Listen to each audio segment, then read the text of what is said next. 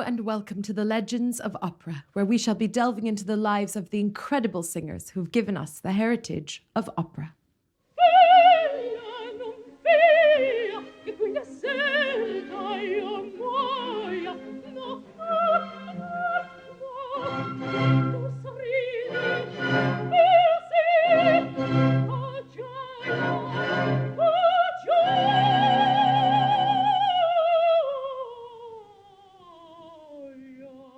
Montserrat Caballé, the soprano who took the world by storm.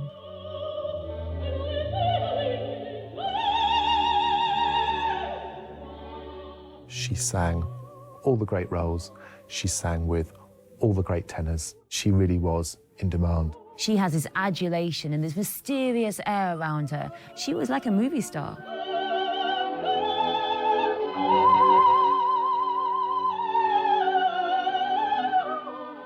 At just 8 years old, she was enrolled in the Barcelona Conservatory, her mother taking on extra work to pay for the tuition. But the sacrifice was worthwhile, as Montserrat graduated with the gold medal. And then to Basel, where she made her first professional stage debut as Mimi in La Bohème.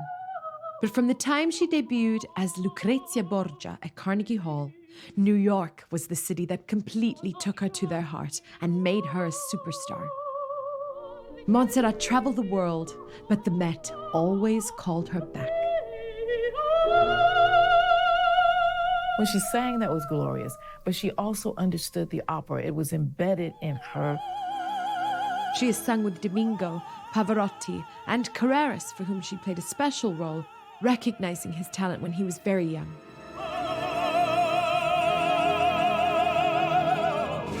And there's a recording of Norma. I've actually written in my will that I want a bit of this played at my funeral, because I just don't think it gets any better than that. The New York Times said of her, Montserrat stands alone as the last representative of the old-time prima donna. No one else commands the frenzied fan hysteria. She is an unapproachable diva shrouded in an aura of mystery.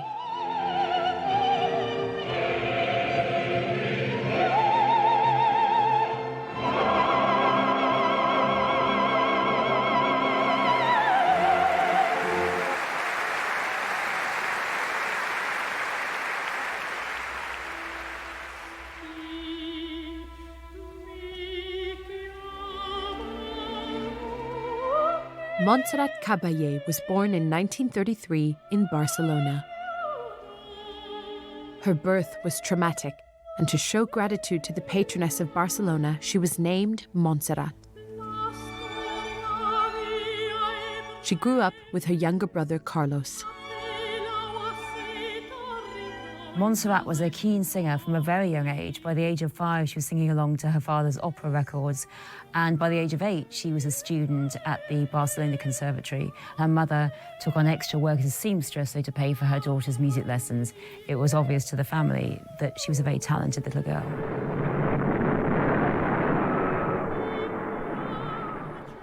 Her childhood, all through those Civil War and post-Civil War years, was very tough. They were very poor, they had poverty, privation. They were really struggling for money. She continued her opera studies until she was about 14. And then her father developed heart problems, and she had to stop. She had to drop out and go to work in a factory. It was pretty grimy work. This made her very unhappy, and so as a consequence, she wrote to the very wealthy Bertram's family and asked them for help. And the Bertrams saw her great talent, and they saw her family's plight, and they did give her money to help her out so she could stop working at the factory and go back to school.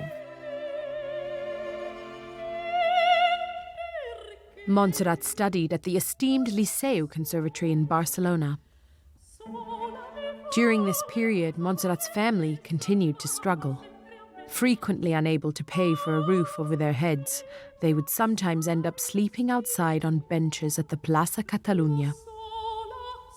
Thanks to the sponsorship of the Bertrams, she graduated at the top of her class with a gold medal.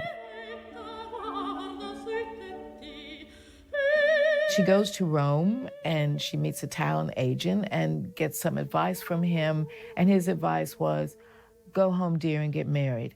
Well, she didn't do that. She traveled around, took minor roles, whatever she could get.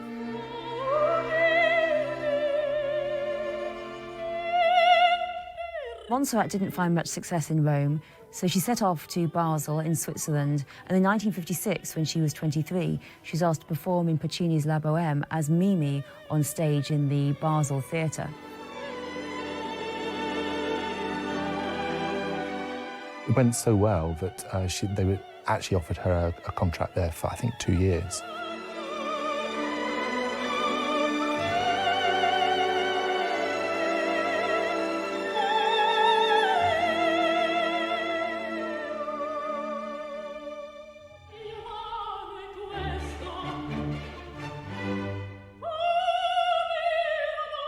In 1959, Montserrat moved to Germany. Here she started performing in roles at the Bremen Opera House and continued there for the next 3 years. Germany was important for her in terms of it connected her to repertoire by Strauss. Everyone thinks of her as an Italian soprano, but she loved singing Strauss operas, Strauss songs. That seed was sown in her time at Bremen. In 1962, Barcelona calls her back to sing at the Liceu as Strauss's Arabella.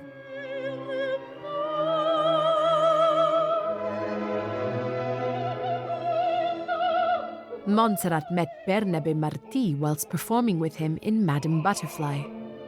They married 6 months later. Montserrat gave birth to their son, Bernabe Martí Jr. In 1962, Montserrat left Europe for Mexico, did a big tour, and starred on stage in Mexico City as Manon in Jules Massenet's opera of the same name.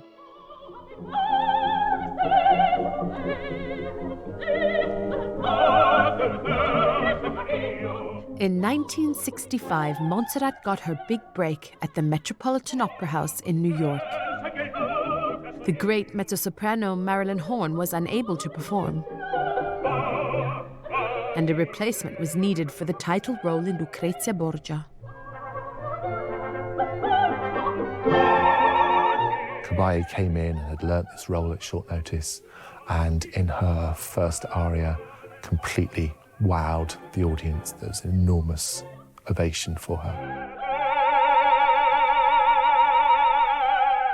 And at the end of the performance, it's like 15, 20 minutes of applause going on for her. She absolutely bowled the audience and the critics over, and it was an overnight Star was Born situation.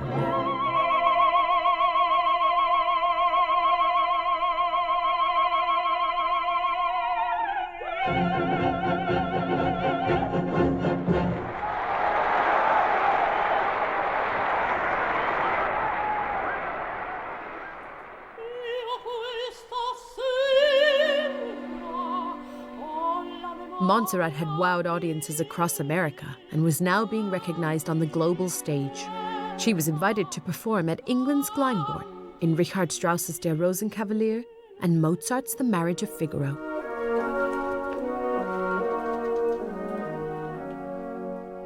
Montserrat Caballé sang here in 1965 when I was 2, so I can't remember her singing the role of the Marschallin and the role of the Countess in The Marriage of Figaro. But I do remember her coming to sing in 1992 on the very last evening of the Old Theatre, when we had a big fundraising gala to help raise funds for the new theatre that my dad built.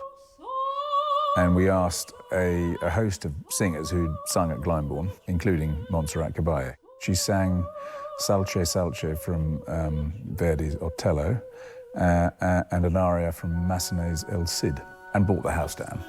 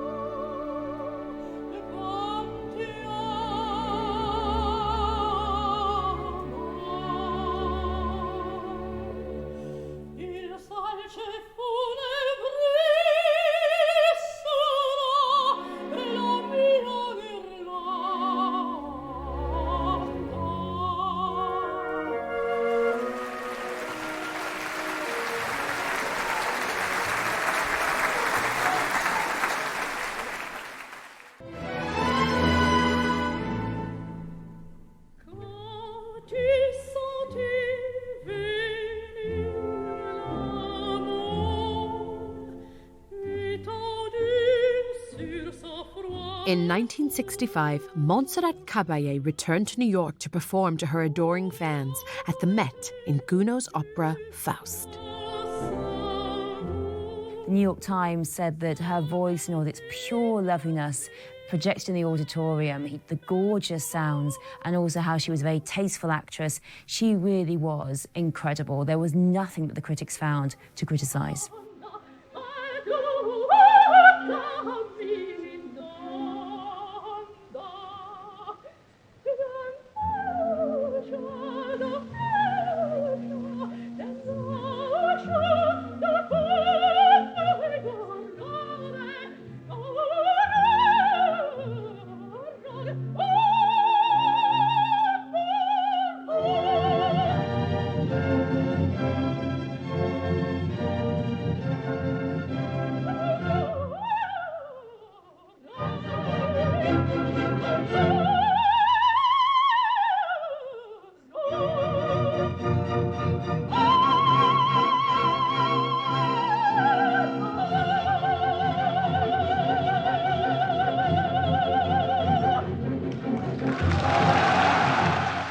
Montserrat was gaining a great reputation with every performance, and it wasn't long before she caught the attention of fellow opera sensation Maria Callas.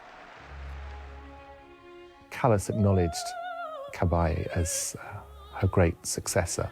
Callas is known as a great singer of bel canto, and to have someone of that importance bestow this title on a young singer was very significant.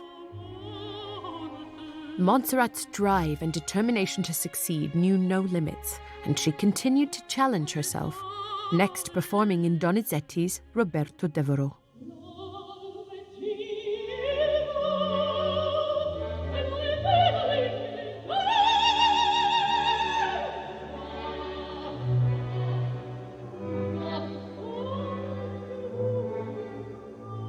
She was a superstar. When she was playing Louisa Miller, one critic said that it was so beautiful, these beautiful tones, and he particularly complimented her very high voice. So that's when she really is brilliant.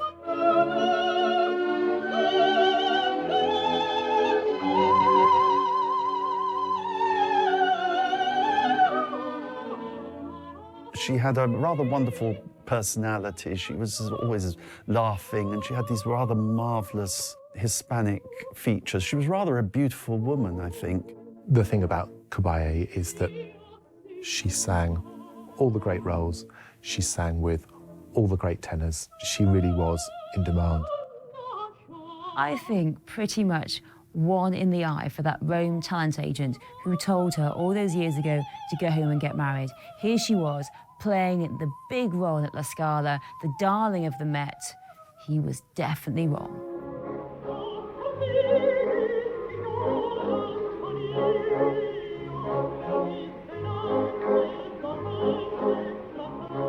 In 1970, Montserrat performed in Lucrezia Borgia, making her debut at Milan's prestigious La Scala. The young, aspiring tenor José Carreras had recently come to the attention of Montserrat, and she asked him to sing with her. That is his first great debut, and he's singing alongside one of the greatest opera singers in the world. There could hardly be a more cataclysmic debut that you could possibly have.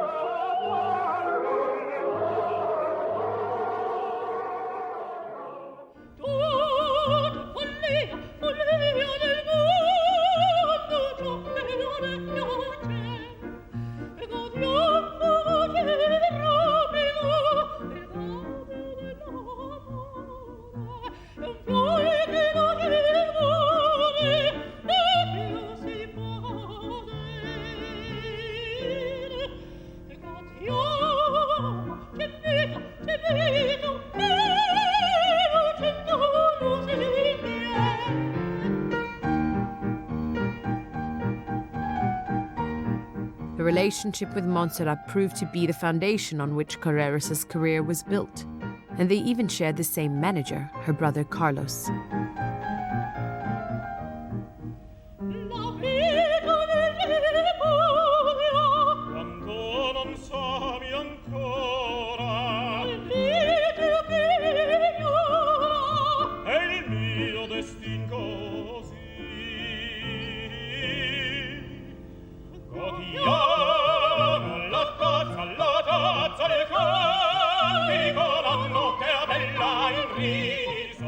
She took him under her wing, literally, guided him, shaped him. She was his mentor, and he became a part of her family.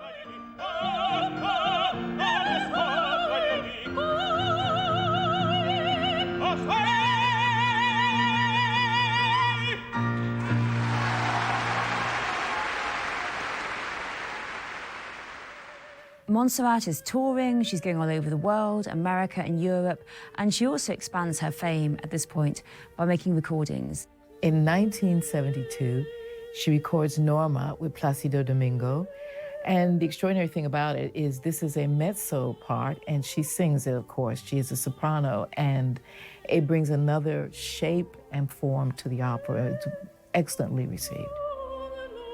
Her early recordings are fantastic. She was at Arcia Victor, was very much her company. It was a beautiful voice. It had a very honeyed sound, and it could do all the coloratura nimbleness that's required in bel canto. So it made her very much the successor to Callas and Sutherland in that sort of repertoire.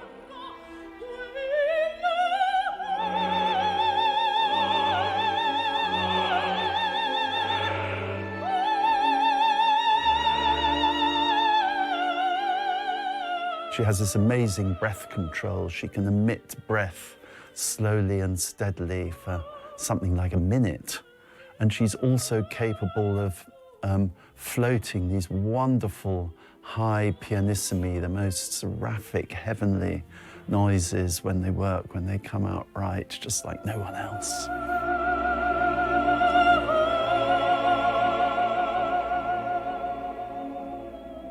Throughout the 1970s, Montserrat performed at all the leading opera houses around the world.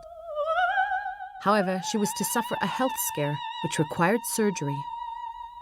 But she soon returned to the stage.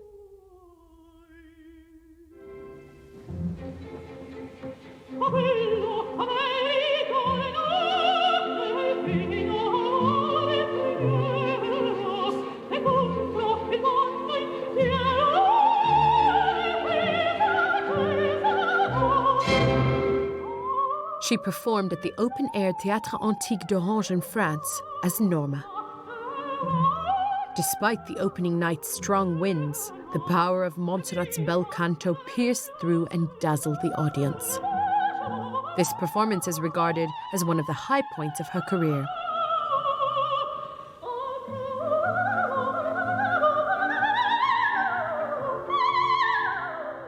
There's a recording of Norma that she made at the Roman Arena in the south of France. And there is sublime singing on that. It's a live recording, and I've actually written in my will that I want a bit of this played at my funeral, because I just don't think it gets any better than that.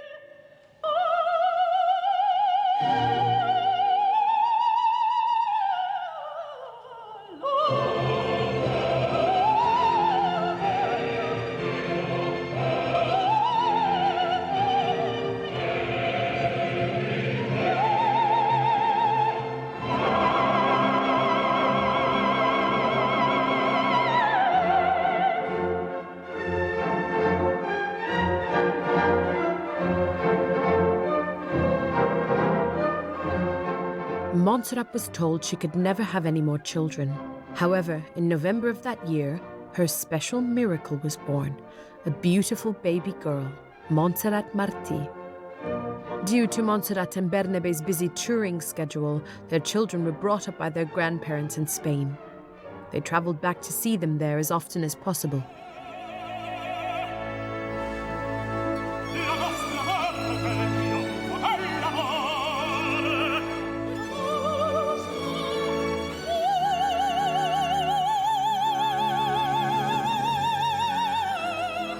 In the early 80s, Montserrat's career continued to shine as she went on to perform once again alongside close friend José Carreras at the Metropolitan Opera Centennial Gala.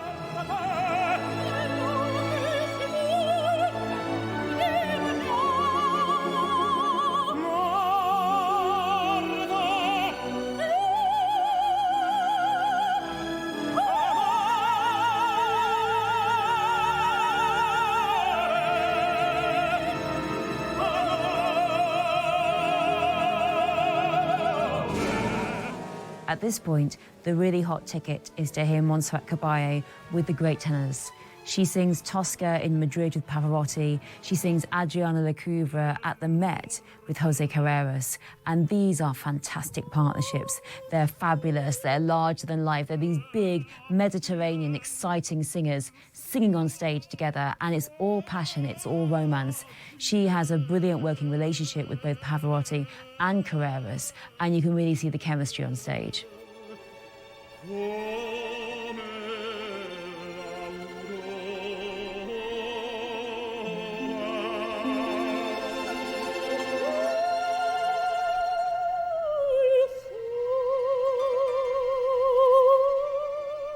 When she sang, that was glorious, but she also understood the opera. It was embedded in her presence, and she is considered, in many ways, one of the glorious divas of opera.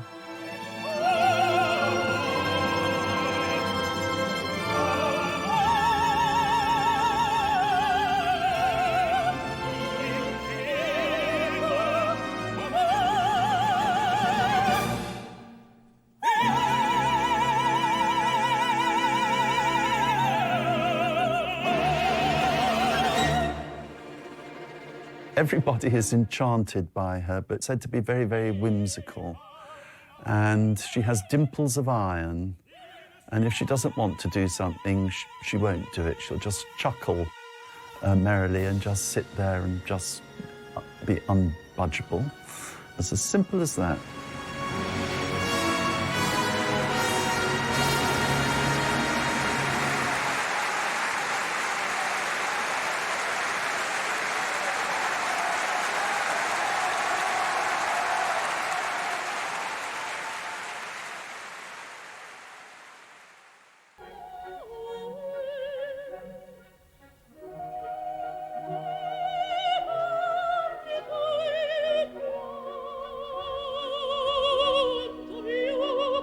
In 1984, over 5,000 of Montserrat Caballé's fans came to watch her performance in Don Carlo at France's Théâtre Antique d'Orange.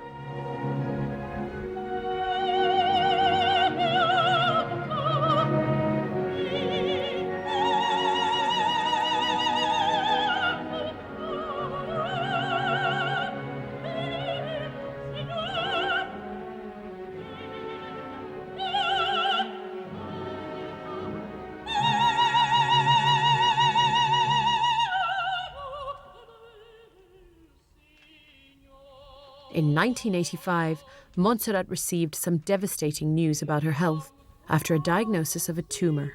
Doctors gave her no more than 3 years to live.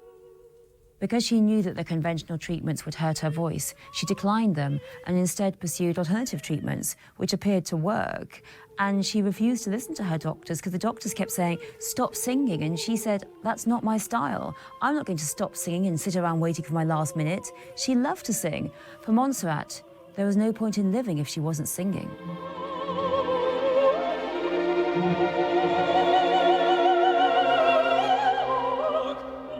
Not long after her recovery, she was back performing, this time with the Orchestra della Scala in Verdi's Requiem.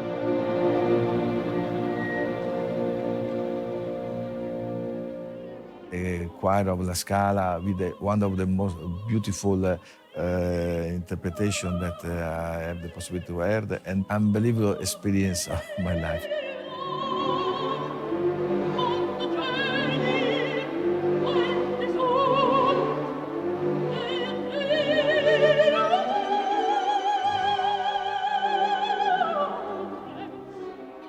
Some critics had said that her voice had peaked in the 70s. Montserrat said, well, you know, the years are 25 to 40 with your voice, she said, but the thing about it is I couldn't have sang Medea then. My voice was too bright. Now I've got the tone, I've got the sound, I've got the depth, and now I can sing this role, so it's all gold as far as she's concerned.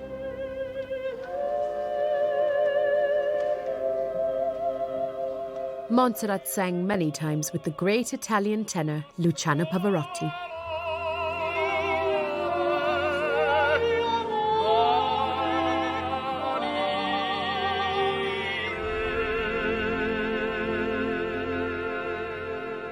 She was very eccentric. I mean, I remember one extraordinary occasion when she was singing with Pavarotti, and they were in the middle of the love duet, all apparently going well, and suddenly she stopped and just walked off the stage. And Pavarotti threw his arms up like this, what's happening?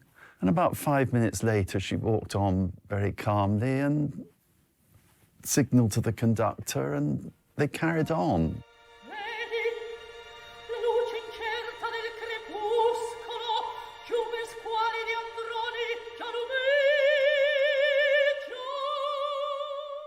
On-stage spats are quite legendary with Caballé.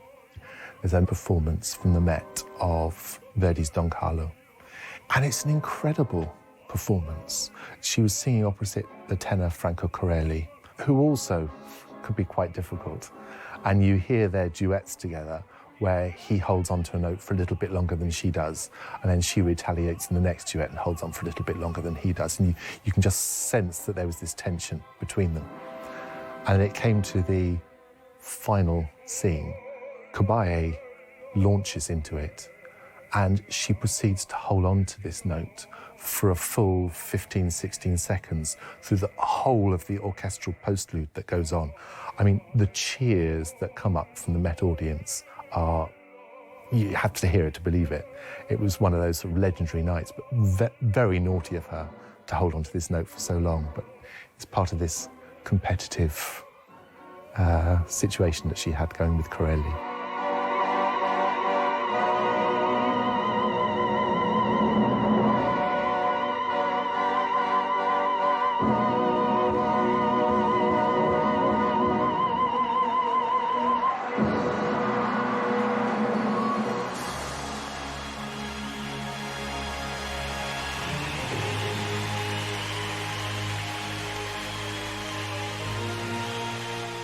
She returned home to Barcelona and surprised the nation by duetting with rock star Freddie Mercury from the world-renowned band Queen. The song Barcelona reflected his admiration for Montserrat.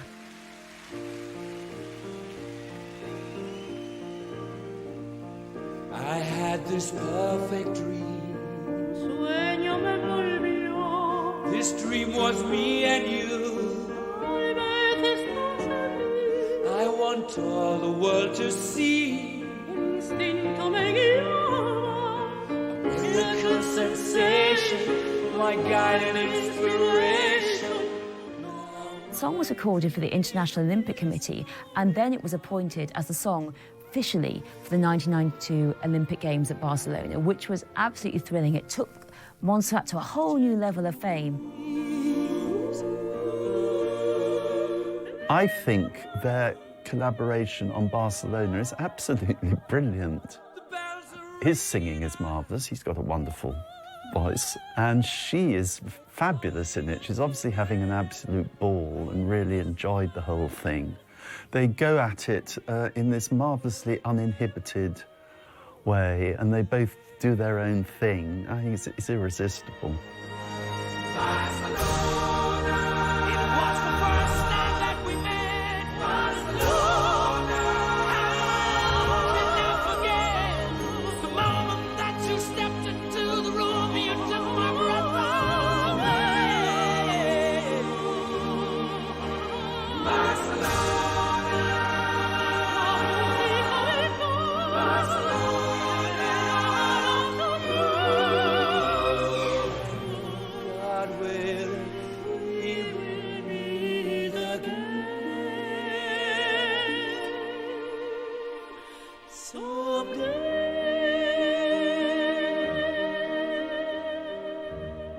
Let the songs begin. Let the music play. Let the voices sing. Start the celebrations. Let pride come alive and shake the foundation from the sky.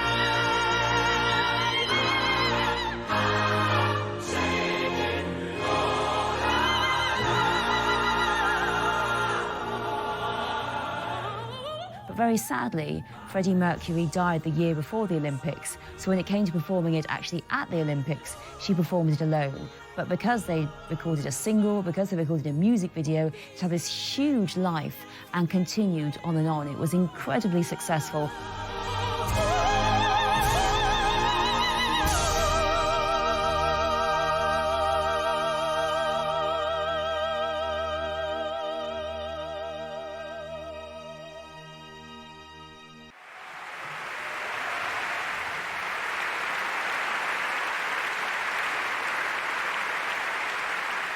World-renowned leading lady Montserrat Caballé continued her phenomenal stage career and headed to Munich. Here she performed once more with Marilyn Horne at Philharmonic Hall.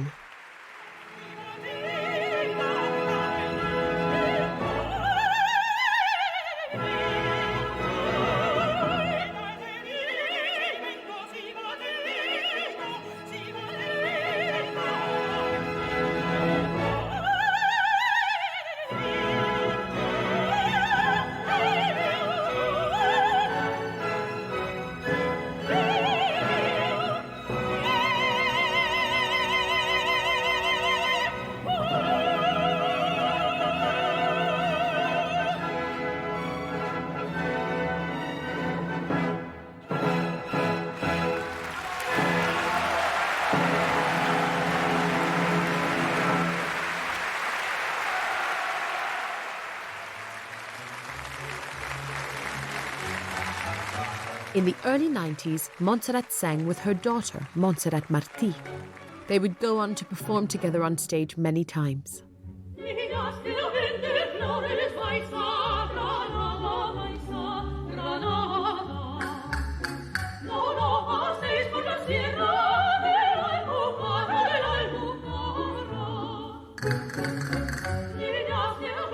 She now is to sing with her daughter, and she loves doing it because she says people like to see her and her daughter. She says it's very unusual to have this happen, and she's absolutely right. To have a great soprano and a great soprano daughter as well sing together. So it's quite a delightful combination.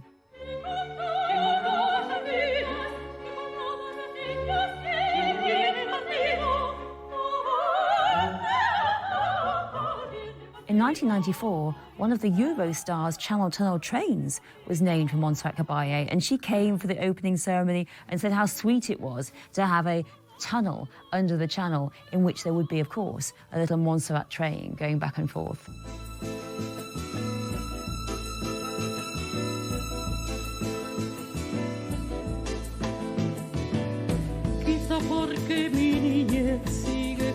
After performing with her daughter at the prestigious Moscow State Conservatory, Montserrat received an overwhelming surprise.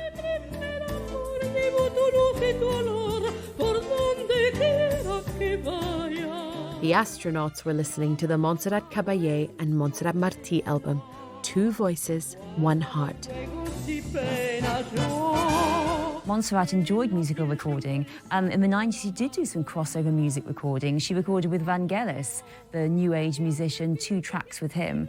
So this also carried on bringing her to this wider audience, to the pop audience as well.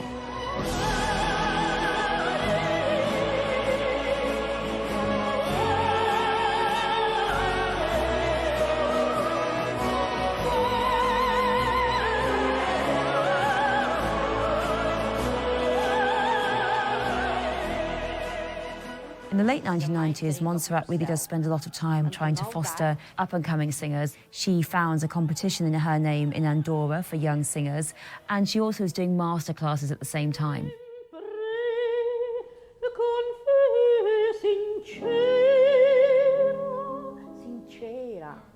To bring this thing up. Montserrat taught a number of different body exercises to help hopeful singers improve their technique.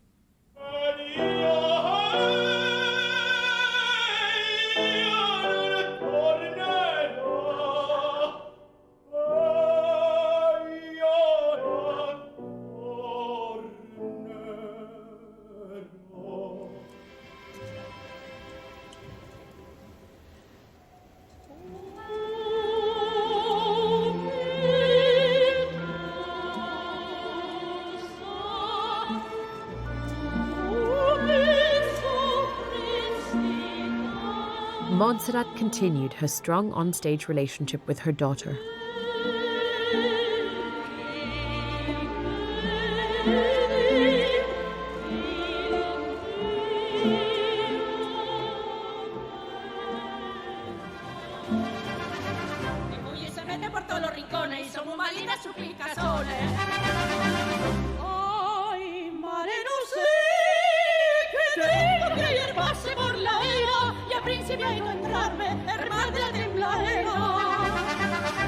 Será que a mí me picó la tarántula gallina y estoy enfermo por su sangre tan espina. Te coma los venga y maldita la araña que tiene en la barriga, pinta una guitarra bañándose con un tremendo dolor. ¡Ay! ¡Malaya la araña que a mí me picó!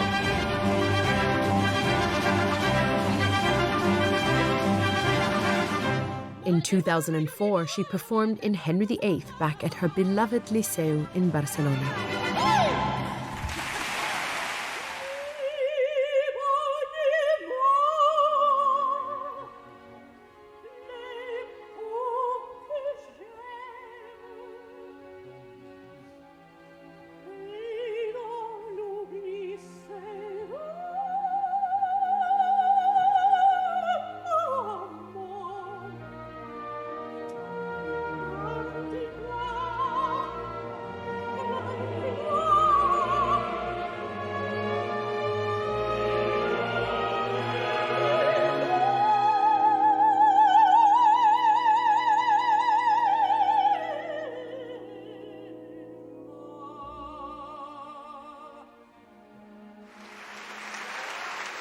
Two years later, she received the prestigious Lifetime Achievement Award, one of many throughout her career.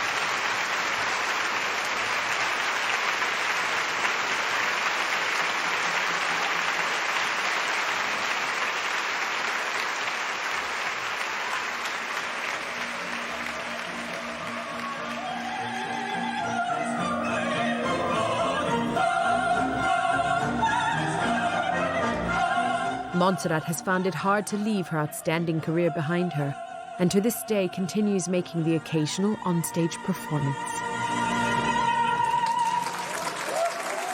Montserrat Caballé learned and performed an incredible 130 opera roles during her career. Absolutely astonishing.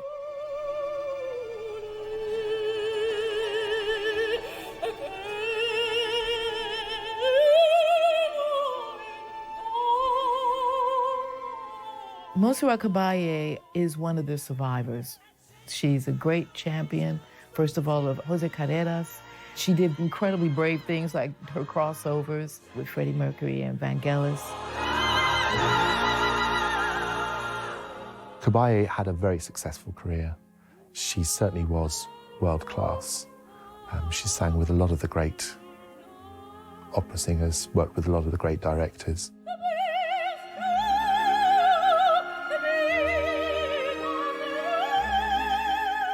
In those early years, her singing is really absolutely magnificent. It's got a sort of grandeur to it, as well as a beauty that is quite unmatched in the modern era.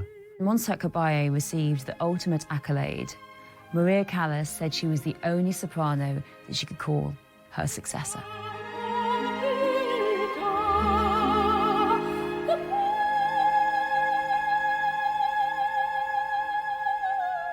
The best of Caballé, I think, is probably as good as it gets technically.